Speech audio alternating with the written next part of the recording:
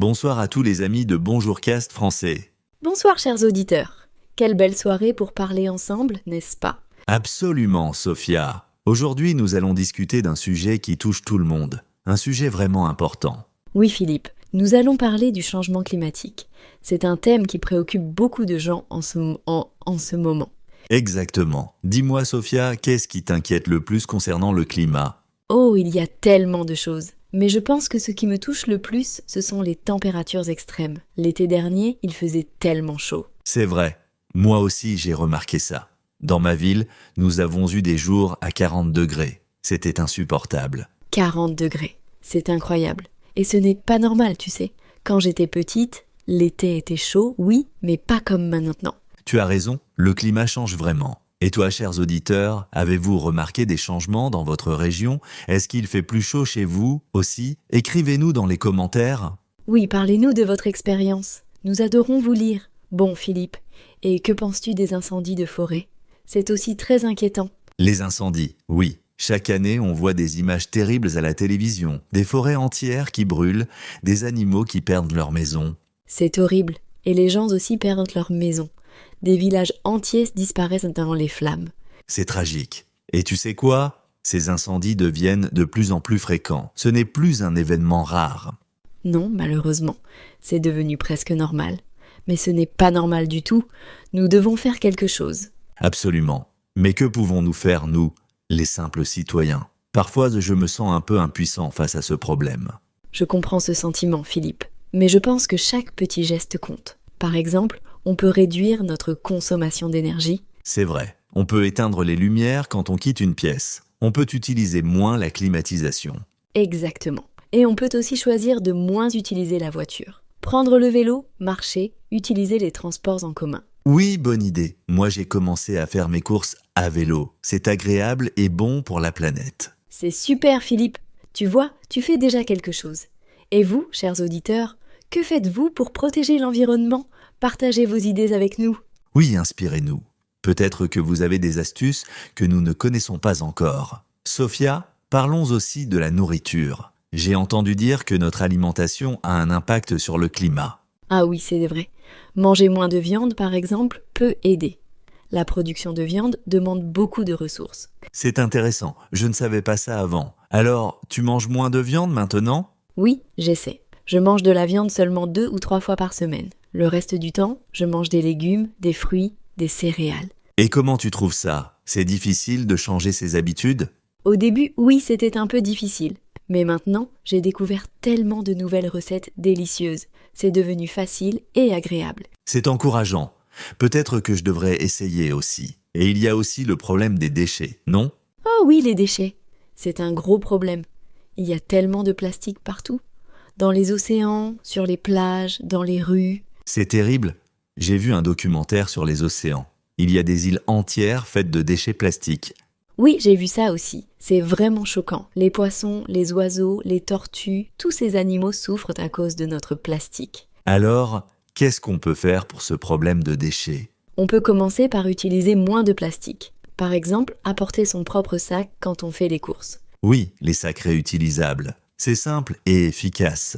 Moi, j'ai toujours un sac dans ma voiture maintenant. Très bien. On peut aussi utiliser une gourde au lieu d'acheter des bouteilles d'eau en plastique. Bonne idée. Et recycler, bien sûr. Mais est-ce que le recyclage suffit vraiment? C'est une bonne question, Philippe. Le recyclage aide, oui, mais le mieux, c'est de produire moins de déchets, dès le départ. Donc, acheter moins de choses, choisir des produits avec moins d'emballage. Exactement. Et réparer les choses au lieu de les jeter. Donner une seconde vie aux objets. C'est vrai. Avant, on réparait tout. Maintenant, on jette et on achète du neuf. Ce n'est pas bon. Non, ce n'est pas durable. Nous devons changer notre façon de consommer. Et vous, chers auditeurs, est-ce que vous recyclez? Est-ce que vous essayez de réduire vos déchets? Racontez-nous. Oui, nous voulons savoir. Vos expériences sont précieuses. Bon, Sophia, parlons maintenant de l'eau. L'eau devient aussi un problème avec le changement climatique. Ah oui, l'eau. Dans certaines régions, il y a de grandes sécheresses. Les rivières s'assèchent. Les réserves d'eau diminuent. C'est inquiétant. L'eau, c'est vital. On ne peut pas vivre sans eau. Exactement. Alors nous devons faire attention à notre consommation d'eau, prendre des douches plus courtes, par exemple. Oui, et ne pas laisser le robinet ouvert inutilement quand on se brosse les dents, par exemple. C'est ça. Ce sont des gestes simples mais importants. Chaque litre d'eau économisé compte. Tu sais, Sophia, parfois je me demande si tout ça va vraiment changer quelque chose. Le problème est si grand. Je te comprends, Philippe. Mais tu sais, si nous sommes des millions à faire ces petits gestes, ensemble, nous pouvons faire une grande différence. Tu as raison, l'union fait la force, comme on dit. Voilà. Et puis, il n'y a pas que les individus. Les entreprises et les gouvernements doivent aussi agir. Absolument. Ils ont une responsabilité énorme. Ils peuvent donc faire des changements beaucoup plus grands que nous. Oui, ils peuvent investir dans les énergies renouvelables, le solaire, l'éolien, l'hydroélectrique. Ces énergies propres sont l'avenir. Elles ne polluent pas comme le pétrole ou le charbon. Exactement. Et la technologie s'améliore constamment. Ça devient de plus en plus efficace et moins cher. C'est encourageant. Il y a de l'espoir, finalement. Oui, il y a toujours de l'espoir, Philippe. Mais nous devons agir maintenant. Chaque jour compte. Tu as raison, nous ne pouvons pas attendre. L'avenir de notre planète est en jeu. Et l'avenir de nos enfants, de nos petits-enfants. Nous leur devons une planète saine. C'est vrai. C'est notre responsabilité. Alors, chers auditeurs, qu'en pensez-vous ? Est-ce que vous êtes optimiste ou pessimiste pour l'avenir de notre planète ?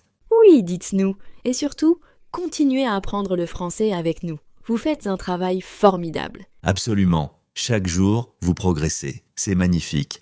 Et en apprenant le français, vous découvrez aussi notre culture, nos valeurs. Oui, et la protection de l'environnement est une valeur importante pour nous. Nous devons en parler, échanger, partager nos idées. C'est ça. Ensemble, nous sommes plus forts. Ensemble, nous pouvons protéger notre belle planète bleue. Notre maison commune, comme on dit, elle est si belle, si précieuse. Oui, avec ses océans, ses forêts, ses montagnes, ses déserts, quelle diversité! Et tous ces animaux incroyables. Les éléphants, les baleines, les aigles, les papillons. Nous devons protéger tout ça. Pour nous, pour eux, pour les générations futures. Exactement, Philippe. Bon, je pense que nous avons beaucoup parlé aujourd'hui. C'était une belle conversation. Oui, très intéressante. Merci à tous nos auditeurs de nous avoir écoutés jusqu'au bout. Merci pour votre fidélité. N'oubliez pas de laisser un commentaire, de partager vos idées, vos questions. Oui, nous adorons vous lire. Vos commentaires nous inspirent pour nos prochaines conversations. Et continuez à pratiquer votre français. Écoutez-nous régulièrement, c'est la meilleure façon de progresser. Absolument. Plus vous écoutez, plus vous comprenez, plus vous apprenez. C'est simple. Et amusez-vous. Apprendre une langue doit être un plaisir, pas une corvée. Bien dit, Sophia.